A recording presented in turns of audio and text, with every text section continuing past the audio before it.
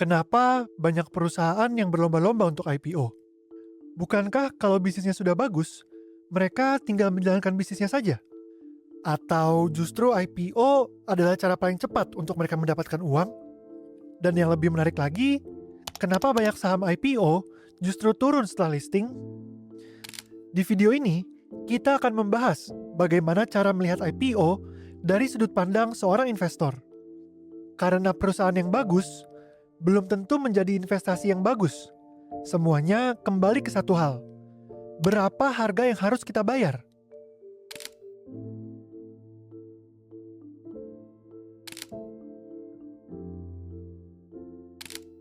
Sebelum lanjut ke videonya, jangan lupa klik tombol subscribe dan nyalain notifikasi biar nggak ketinggalan konten lainnya.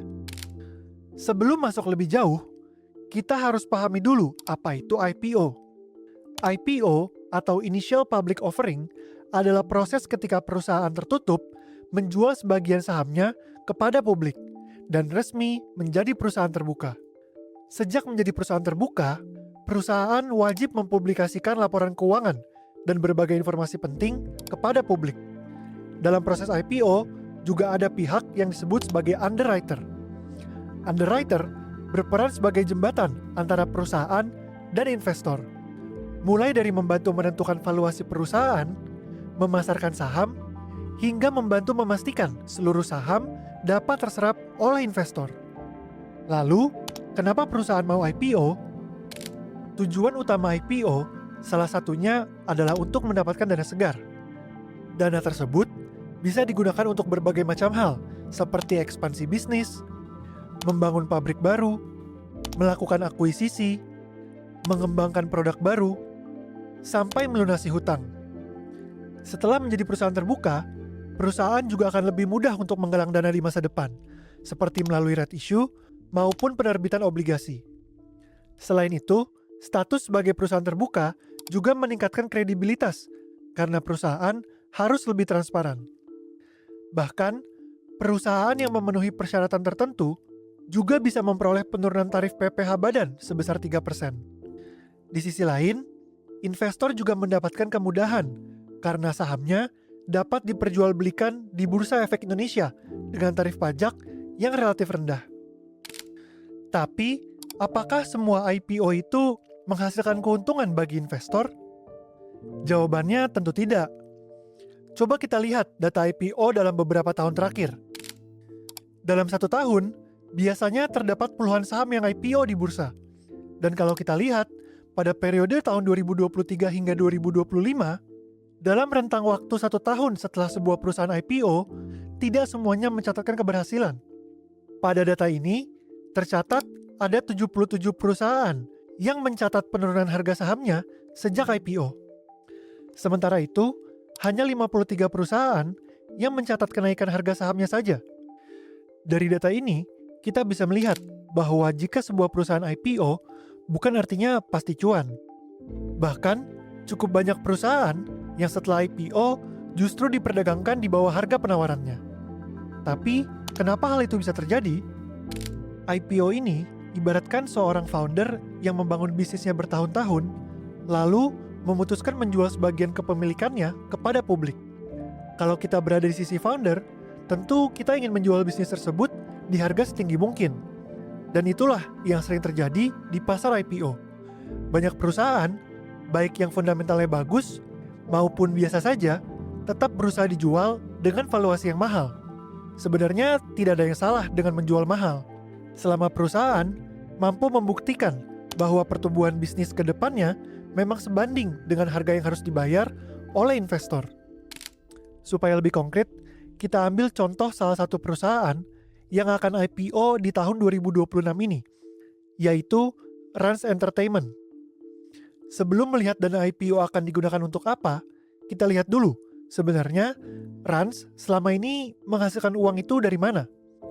Berdasarkan data yang ada di prospektus, selama periode tahun 2023 hingga 2025, pendapatan Rans masih didominasi sekitar 70% dari segmen hiburan dan lifestyle. Segmen hiburan dan lifestyle ini antara lain adalah jasa produksi, pembelian atau pengalihan hak siar konten, monetisasi platform digital seperti AdSense dari YouTube Rans Entertainment, kerjasama konten atau yang lebih dikenal sebagai endorsement di berbagai platform sosial media yang dimiliki. Kalau kita lihat di prospektus juga, hingga saat ini, Rans memiliki lebih dari 155 juta followers di berbagai platform sosial medianya. Sementara sekitar 30% sisanya berasal dari penjualan produk seperti F&B dan produk kecantikan. Setelah memahami model bisnisnya, sekarang kita lihat dana IPO ini akan digunakan untuk apa. Dari sini, kita bisa melihat bahwa sebagian besar dana IPO Rans memang diarahkan untuk memperluas bisnisnya.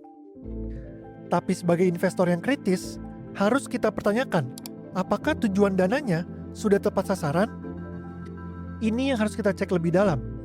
Karena kalau kita lihat, sekitar 80 miliar rupiah akan digunakan untuk membeli akuisisi saham PT Rans Cosmetica Indonesia sebesar 51%. Padahal pada tahun 2023, Rans sempat melepas kepemilikan saham di perusahaan ini dengan catatan tidak sesuai dengan bisnis yang mereka jalani. Lalu pertanyaannya, apakah sekarang sudah menjadi sesuai hingga mau dibeli kembali? Pertanyaan lainnya, pada valuasi berapa dulu bisnisnya dijual? Dan apakah sekarang dibeli kembali itu dengan harga yang lebih tinggi atau lebih murah? Ini yang perlu kita pelajari lebih dalam. Belum lagi, transaksi ini tidak dicatat sebagai transaksi afiliasi. Nah, pertanyaan berikutnya, apakah harga IPO yang ditawarkan memang sepadan dengan rencana ekspansi tersebut? Kalau kita lihat dari harga penawaran IPO per lembar, market cap, PER dan PBV-nya, valuasi dari IPO Rans ini memang cukup premium. Lalu, bagaimana dengan IPO lainnya yang akan dilakukan pada tahun ini? Coba kita lihat datanya. Dari data tersebut, ada perusahaan yang memang datang ke pasar dengan valuasi yang premium. Tapi, bukan berarti semua IPO itu tidak menarik dan selalu mahal. Yang membedakan adalah berapa harga yang diminta perusahaan dibandingkan dengan kualitas bisnis yang kita dapatkan. Ada salah satu contoh IPO yang menarik pada tahun 2023, yaitu Aman Mineral International atau AMMN.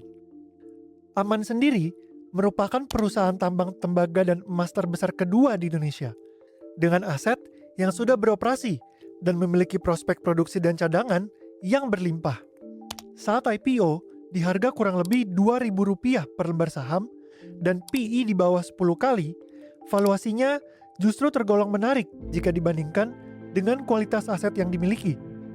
Jadi menurut kami, kita tidak boleh langsung menganggap semua IPO itu jelek atau semua IPO itu bagus.